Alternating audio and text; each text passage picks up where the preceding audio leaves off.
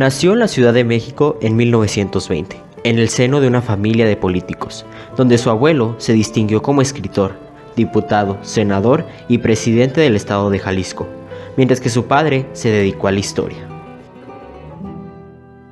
Desde su juventud fue amigo de Luis Echeverría, con el cual viajó a Sudamérica y recorrieron juntos algunos estados de la República. Más adelante, ingresó a la Facultad de Derecho de la UNAM, egresando a los 26 años. A los 31 años contrajo matrimonio con Carmen Romano, matrimonio del cual nacieron 3 hijos. Durante algunos años se dedicó a ejercer su profesión, pero en 1959 cerró su despacho y entró al servicio público de la mano del Partido Revolucionario Institucional. En 1973, gracias a su amigo y presidente Luis Echeverría, llegó a la Secretaría de Hacienda como secretario de esta.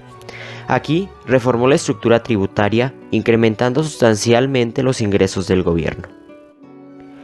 En 1975 fue designado sucesor de Echeverría por el PRI. Este aceptó su designación.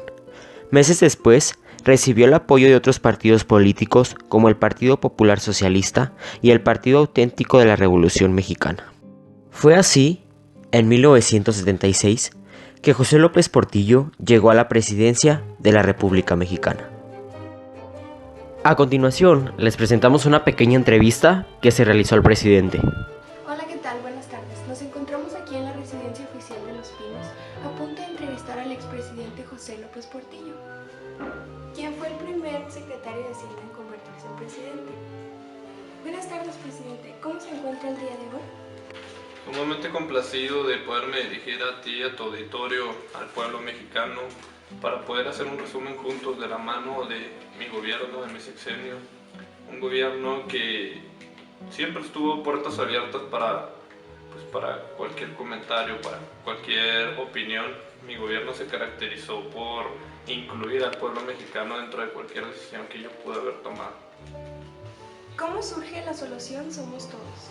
Mira, la solución Somos Todos, como su nombre lo dice, fue salir primordialmente a buscar el apoyo del pueblo mexicano, salir y preguntar más que nada por las necesidades, por el comentario, el apoyo de nuestro pueblo mexicano. ¿Cuál es su pensar al darse cuenta que usted fue el único al postularse a la presidencia de aquel año?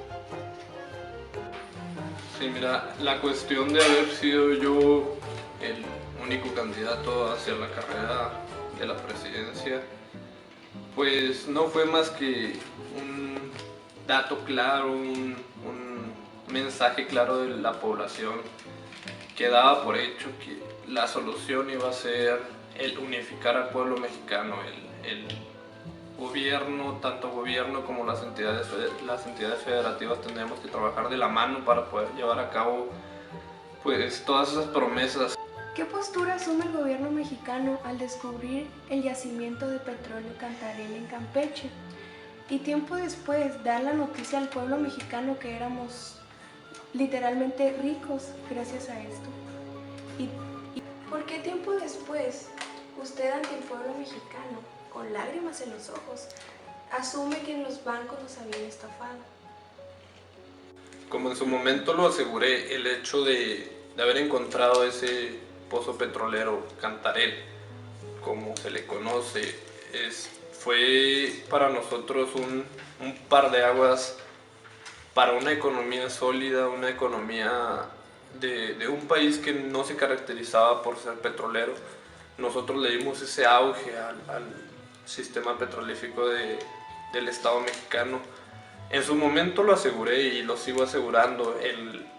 El pueblo mexicano tiene la capacidad de ser una gran potencia petrolera, tanto como comercial como productiva.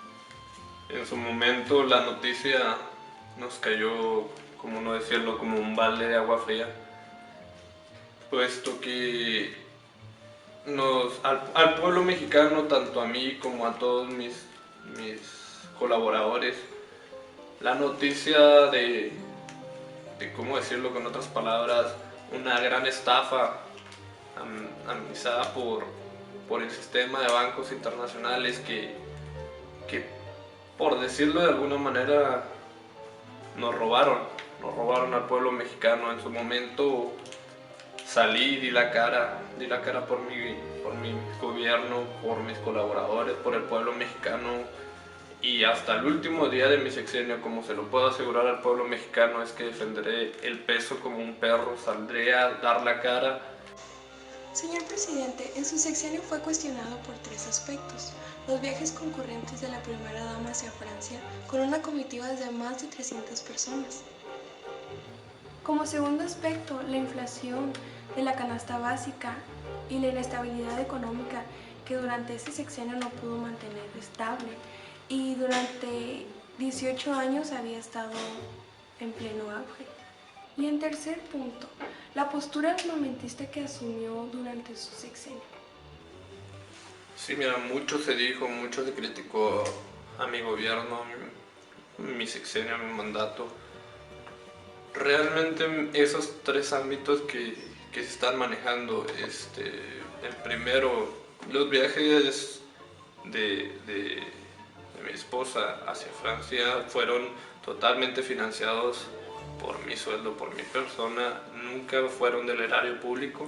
El segundo aspecto que asimilan, el alza de los precios, la inflación, todas esas cuestiones con las cuales llevan a criticar a mi gobierno son parte de eventos aislados, eventos extraordinarios fuera de nuestro control. Eso es parte de la economía mundial, no es mucho de lo cual nosotros pudiésemos ahora sí que intervenir. El tercero, mira, realmente éramos una economía que estaba proliferando, que estaba en auge.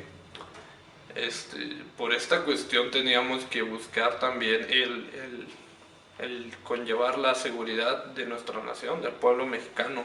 Realmente, al ser una economía que estaba en crecimiento, que está en crecimiento, teníamos también que asimilar la postura de correr cierto peligro, de poder tener con qué defendernos en un futuro cercano o lejano, puesto que tenemos una riqueza inmensa. Tenemos que asimilar que los tiempos han cambiado, que ya estamos en el ojo mundial, que ya no podemos ser el mismo pueblo que podía trabajar para otras grandes naciones, siendo que el pueblo mexicano, nuestra tierra, puede ser una de esas grandes naciones, y con esto conlleva el hecho de tener que protegernos. A eso se dirigía, pues, como tú lo dices, mi carrera armamentista, mi postura armamentista.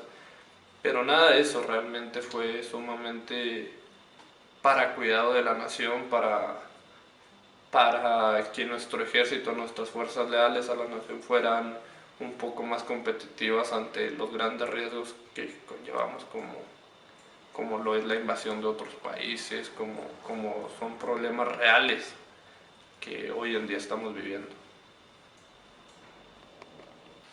Señor presidente, agradezco su tiempo y las palabras y sobre todo la confianza que usted nos brindó en esta entrevista.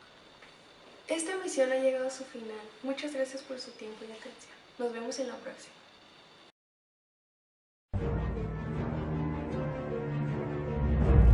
Desde el sexenio anterior se tenían noticias de nuevos yacimientos petrolíferos en la zona de Campeche, los cuales no se habían comenzado a explotar.